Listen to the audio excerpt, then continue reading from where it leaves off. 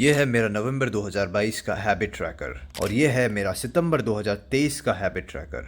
अगस्त से सितंबर मेरे पूरे साल के सबसे प्रोडक्टिव महीने थे क्योंकि उस वक्त मैंने कुछ ऐसी चीजें फॉलो की थी जो प्रोक्रेस्टिनेशन को जड़ों से खत्म कर देती है। प्रोक्रेस्टिनेशन पे हजारों वीडियोस मिल जाएगी तुम्हें, लेकिन हर वीडियो में वही घिसी पिटी एडवाइस। आधा घंटा पढ़ाई करो, 10 मिनट रेस्ट लो, बाहर घूमो, ताजी हवा लो, और सबको पता है कि ये सब बकवास है। ये सारी चीजें काम नहीं करती। एटलीस्ट जिस स्टेज पे हम अटके हैं वहां तो बिल्कुल भी नहीं।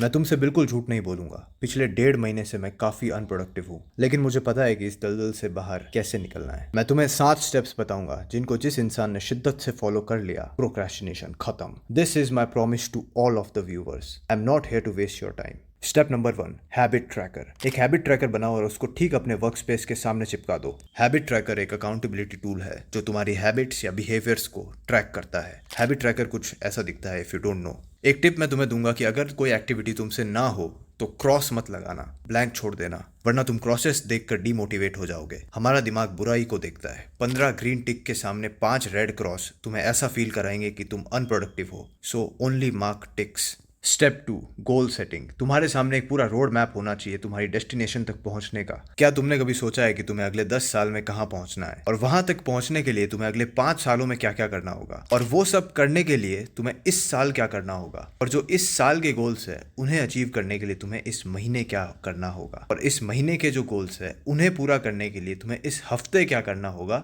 और इस हफ्ते के जो गोल्स है उन्हें पूरा करने के लिए तुम्हें आज क्या करना होगा।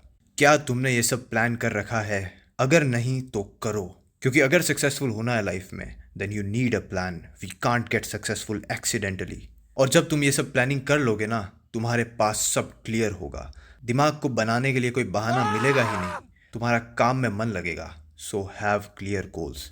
स्टेप नंबर 3, मैंने ब्रायन ट्रेसी की एक बुक पढ़ी थी 2023 में, ईट दैट फ्रॉग। वो बुक प्रोक्रेस्टिनेशन के ऊपर ही है, लेकिन कुछ चैप्टर्स ही है जो एक्चुअली काम करते हैं। सारी बुक्स पढ़ने लायक नहीं होती। 99% of the books are not worth reading. उस बुक से जो मैंने सबसे इंपॉर्टेंट चीज सीखी है वो है think on a paper and work from a list. इस चीज को बिल्कुल भी लाइटली मत लेना, ये बहुत पावरफुल है। इसमें करना क्या होता है कि रात को सोने से पहले तुम एक लिस्ट बनाते हो जिसमें दिन के सारे टास्क होते हैं with priority. This is very very important, with priority.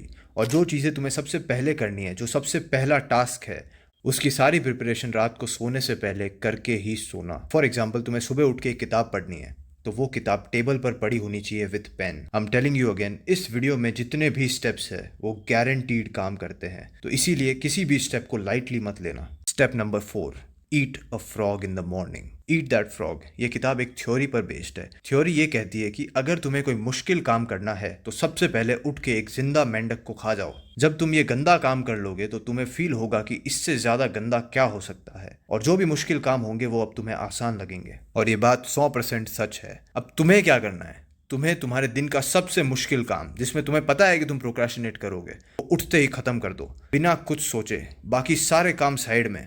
सबसे पहले वो काम करो जो तुम्हें सबसे मुश्किल लगता है। जबरदस्ती करो, मन नहीं करता तो भी करो। इससे 2 चीजें होगी। पहला, गॉड लेवल डिसिप्लिन बिल्ड होगा। दूसरा, बाकी के सारे काम आसान लगेंगे और फटाफट हो जाएंगे, क्योंकि तुम्हें सुबह उठ के एक मेंढक खा लिया था। Step number 5, no breakfast.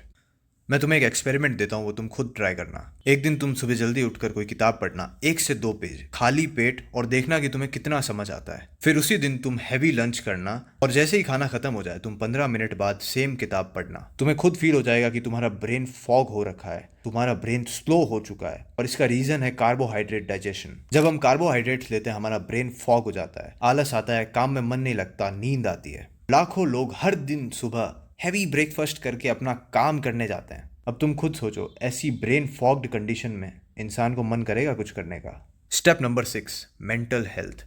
तुम्हारी, मेरी, हम सब की मेंटल हेल्थ किसी ना किसी हद तक फक्ड है, और ये एक बहुत बड़ा रीजन है कि हमारा कुछ काम करने का मन नहीं करता। जिस एनवायरनमेंट में हम रह रहे हैं वहाँ सरवाइव करना बहुत मुश्किल है। कदम कदम पर न्यूडिटी है, कदम कदम पर एंटरटेनमेंट है, और लोग इस ट्रैप में फंसे जा रहे हैं, फंसे जा रहे हैं। सबको मेंटल हेल्थ इश्यूज है इस वक्त पर। मेंटल हेल्थ इंप्रूव करने के लिए फिलहाल मैं तुम्हें 2 तरीके बता रहा हूँ, बाद में मैं एक डेडिकेटेड वीडियो बनाऊंगा इसके ऊपर। आई थिंक 90% ऑफ द लोगों के लिए ये 2 तरीके काफी अच्छे से काम करेंगे। सबसे पहला, मेडिटेशन। मेडिटेशन को इंडिया में लोग बिल्कुल भी सीरियसली नहीं लेते। उन्हें लगता है कि ये कोई स्कैम है, और ऐसा इसीलिए है क्योंकि मोस्ट ऑफ द पीपल को मेडिटेशन करना ही नहीं आता। मैंने हज़ारों मिनट तक मेडिटेशन किया है last year and I am telling you it's fucking worth it. Videos बनाऊंगा डेफिनेटली और मैं मेरे एक्सपीरियंसेस भी शेयर करूंगा। Second, gratitude expression. Last time तुमने कब किसी इंसान को जाकर बोला था कि I am grateful to have you in my life? नहीं बोला तो आज बोलो। नहीं है कोई बोलने को तो पेपर पे लिख दो कि तुम किस चीज़ के लिए ग्रेटफुल हो या किस इंसान के लिए ग्रेटफुल हो। Gratitude expression is a skill और इसके रियल बेनिफिट्स टाइम के साथ पता चलते हैं। तुम्हारी लाइफ में खुशियां आ जाएगी, तुम्हारे साथ सब अच्छा होगा अगर तुम आज से स्टार्ट कर दो ग्रैटिट्यूड एक्सप्रेशन। अब जो मैं कहने जा रहा हूं वो सबसे ज्यादा इंपॉर्टेंट है। Step number 7, progressive overload. मुझे याद है मैं एक परफेक्ट डे प्लान करता था कि ये करूंगा, फिर वो करूंगा, फिर मेडिटेशन करूंगा 15 मिनट, फिर 2 घंटे वर्कआउट करूंगा, पर होता कुछ नहीं था। क्यों? क्योंकि मैं कंपैरिजन कर रहा था लोगों से खुद की प्रोग्रेस को। हमजा रोज 20 मिनट मेडिटेशन करता है तो मैं भी करूंगा। ये माइंडसेट तुम्हें कभी ग्रो होने नहीं देगा। अगर कोई इंसान फर्स्ट टाइम वर्कआउट कर रहा है तो उसके लिए 10 पुशअप करना इज ऑल्सो अ प्रोग्रेस। फिर वो कुछ दिनों में 20 करता है, फिर 40, फिर 100। ऐसे करते करते धीरे धीरे इसी प्रोग्रेशन की वजह से फॉर्म होती है एक हैबिट।